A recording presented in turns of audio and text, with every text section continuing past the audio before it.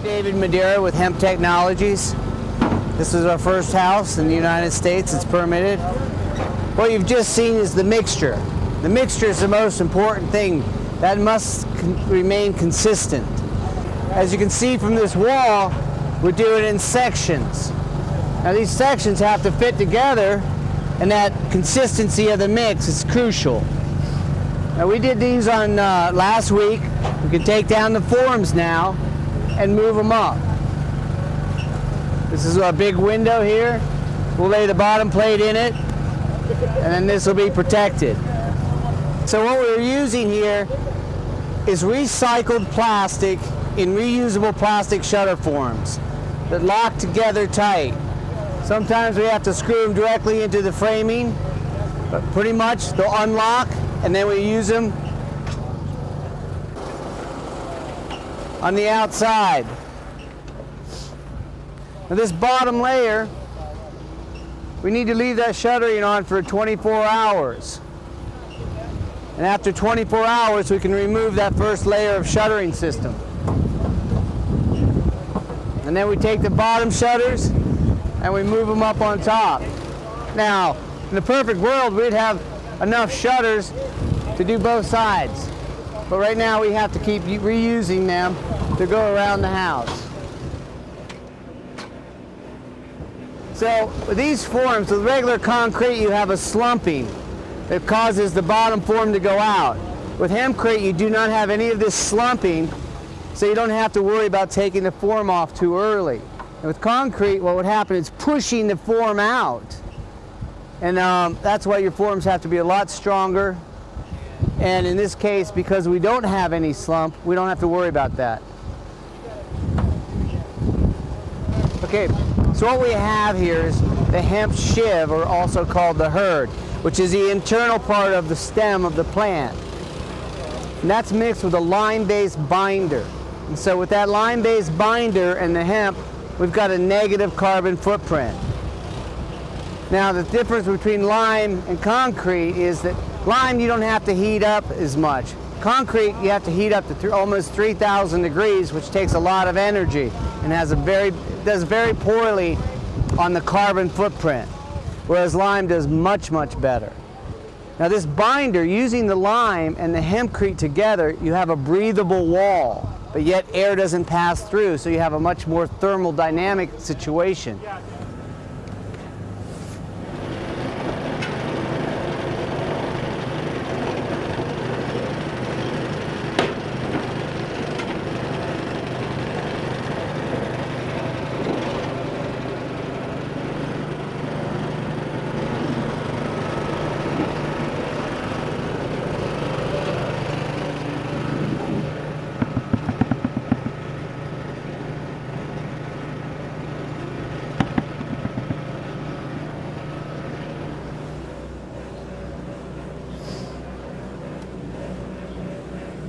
One of the major differences between this and straw bale is when straw bale gets wet, it doesn't do as well as this. When this gets wet, it just dries itself out naturally because of its breathing capability.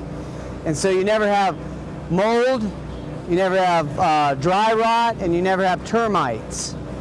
And so this whole wall is going to breathe. So the cellulose properties of hemp are so much better than straw. Now there might be some plant out there that's even better, but we don't know about it.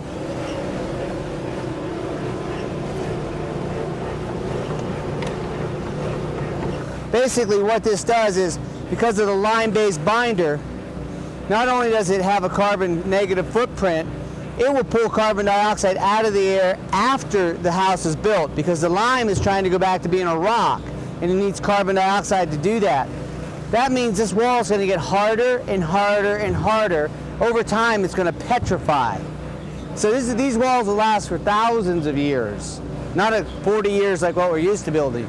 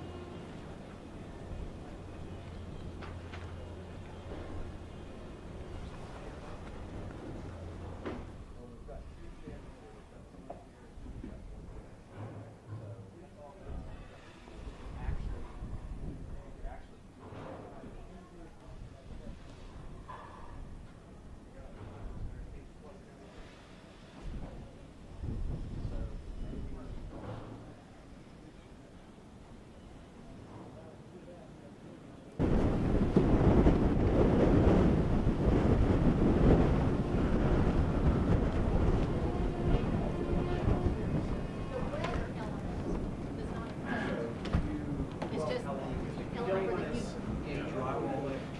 looking at probably 3 weeks. We've saved a little labor time. Right, okay. So here you can see how well in the winter conditions the hempcrete has held up.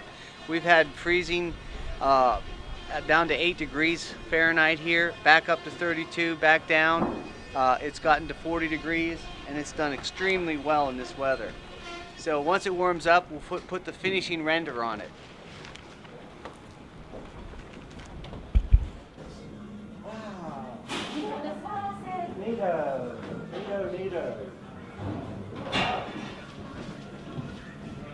It should have a buttering on there. If you guys skim coat over it, should have buttering. That's not a problem. Yeah, the whole thing, yeah. Because it has some, we're not going to bring. It has some structural integrity too. It's a non-structural material. So it's actually encasing the frame. So,